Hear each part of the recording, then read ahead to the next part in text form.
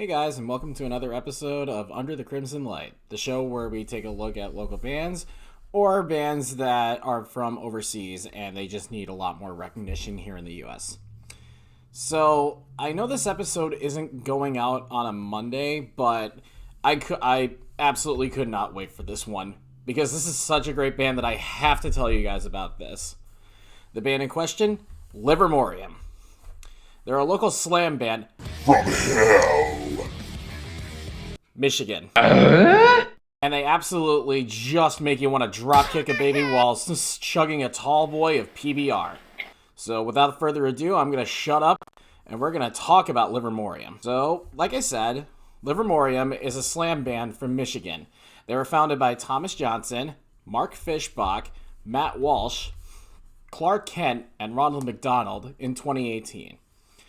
So they're fairly new to the game, but for as short as they've been on the market, they've definitely been making a huge name for themselves. In the short amount of time that they've been together, they put out an album that made my top album of 2020 without even any struggle whatsoever. They've opened for Skinless and Exhumed, and they've also gone on tour with bands like Ingested, Cattle Decapitation, and Vader. Saw that show, and Livermorium definitely stole the show from them. Easily. Even with Vader hardly ever being in the US these days anymore. Their album that came out last year, called Filth Covered Gators, was an absolute banger of an album. And not gonna lie, it's gonna be hard for me to talk just about one song off this album. So I'm gonna talk and show you all those songs. That's right, double whammy. This is an album review too.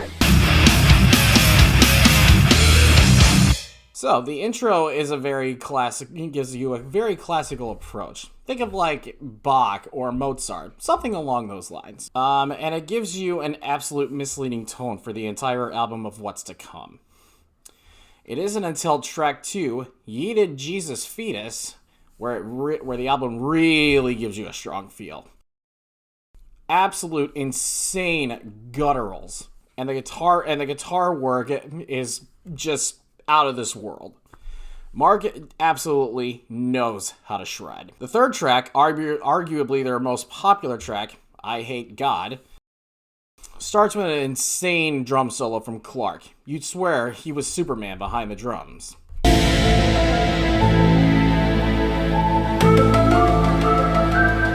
Track 4 is about the halfway point here, and it's just an instrumental called Choke the Bitch with My Floppy Magnum Dong. Yeah. Shame that there's no lyrics to this, because I'm sure it would have found a way to tell us all about the meaning of life. They're that good of wordsmiths. The fifth track, titled Abzu's Bastard, pays homage to the Bloodhorn demon that resides in the sewers of Final Fantasy VII. No. Which rightfully fits the band. After all, the album is called Filth Covered Gators, but even though this isn't a gator, this is a demon. They get points for me just for being able to let their geekiness show. Personally, I would have told them to put that track for track 7 just because Abzu's a boss from Final Fantasy VII. That should be track number 7, just to be corny, but I have no room to tell these wonderful SOBs what to do with their job. Track 6 is easily, without a doubt, one of the most terrifying songs I have ever heard. The song is an audible representation of what you'd experience if you were in the Doomslayer shoes.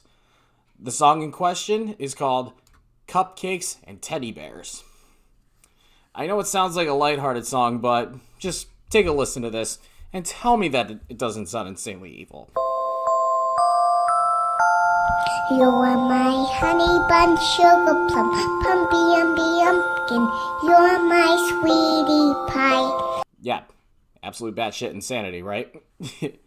Track 7, oddly enough, is a love song. I couldn't believe that either. Oddly enough, much like how Cupcakes and Teddy Bears is also misleading, you wouldn't think that a love song would be you wouldn't think that this song is a love song given the title that I'm about to tell you, which is I'm gonna shoot you in the face point blank with a shotgun loaded with flame rounds. Mouthful, yes, but something I can honestly see people having their first dance at their wedding. No doubt, if this song came out when my sister got married, she would have been using this as her first dance song. Without question. And she hates this kind of stuff. And sadly, this is where we come to the final track. It's not only one of their longest songs, but it's honestly their most political track. It's called What in the Ever-Loving Fuck is a Bird? Goddamn son of a bitch! I fucked up the word rear. I know for a fact that Ronald McDonald wrote this track, and he just wanted to talk about how birds fly. He thinks they're abhorrent beings that should be shot down for having white poop, which is not normal poop color. But that's what true art is, and who am I to argue on what decisions artists make? So, why would I recommend these guys? You're joking, right? That album was absolutely insane. I nearly went deaf after the Magnum Dong instrumental. It was almost like the band wanted to bang their listeners in the ear. Sadly, Livermorium is on a slight hiatus after Thomas Johnson had been sentenced to 40 years in prison. After, well, I can't exactly say what he did, but let's just say that it involves nacho cheese, a Joey, and some racist things he said during a Minecraft charity stream that he did for Holy Shirts and Pants.